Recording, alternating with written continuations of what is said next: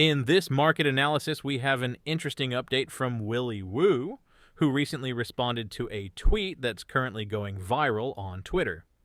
Many Bitcoin holders and investors got triggered by the tweet, and even Lynn Alden responded to it, which we will go over as well. But before going over Willy Woo and Lynn Alden's responses, let's first take a look at the tweet.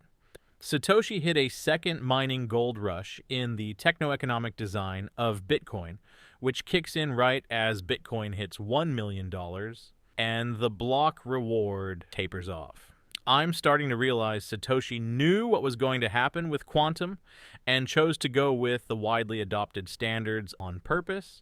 He knew that it was the simplest, most trusted, and lowest barrier to entry way to get Bitcoin adopted by innovators and tech pioneers in the bootstrapping days. He knew millions of Bitcoin, including his own, would be lost during the early days. He knew we could later upgrade Bitcoin to utilize new tech like Schnorr signatures or quantum resistance. He designed FOMO into the genesis of Bitcoin with the difficulty adjustment, the block size cap, fee market, and the halving. Satoshi was also a studied monetary historian. We thought that the millions of Bitcoin in forgotten and lost keys were permanently reduced from the supply. But we were wrong. In 1708, the Spanish galleon San Jose was sunk by the British Navy and went down with 6 million ounces of gold. For centuries, that gold, and up to $1 trillion more, was thought to be removed from the supply, until we developed technology to be able to find it and bring it back. It's the same concept with Bitcoin, except there will never be more than 21 million Bitcoin. The supply of gold keeps increasing as technology advances, to the point where gold will be as abundant as our willingness to get it. Just like credit. In Bitcoin's case, the 21 million cap is the upper limit, governed by a unique concept of abundance through mutually assured scarcity. The path Bitcoin takes to upgrade to quantum resistance will be long, costly, and unpredictable, but it will happen, and it likely will involve a voluntary migration of keys to a quantum-resistant cryptographic scheme. What happens to all of the people who lost their keys? A quantum bounty.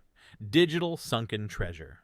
Just in time for digital intelligence, just as Bitcoin takes its seat as the king of global reserve assets, in a time when that lost Bitcoin will be reclaimed by a better steward and protected by best practices. A second Bitcoin gold rush that only happens once.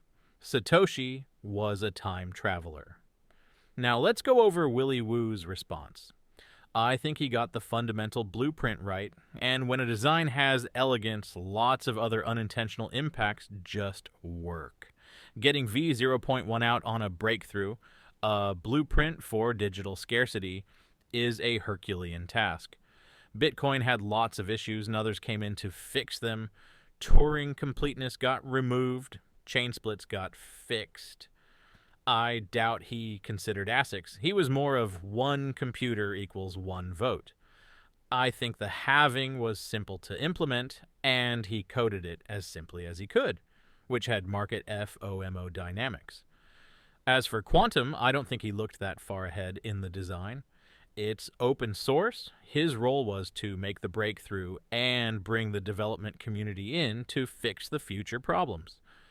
In a quantum compute future, there will be a soft fork, and old coins that stay unmoved will be vulnerable.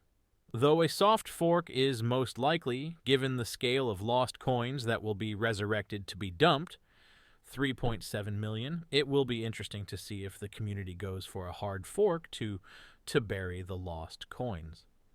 That would give Bitcoin a total supply of 17 million coins. Now let's take a look at Lynn Alden's response to the tweet. I don't necessarily think Satoshi planned for that in terms of timing, although he could certainly have considered that the protocol may have to become quantum hard eventually, and that some existing coins could be taken by quantum attacks.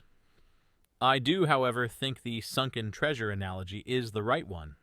There's a treasure there, and potentially a sizable supply shock for those who can find a way to derive private keys from public keys.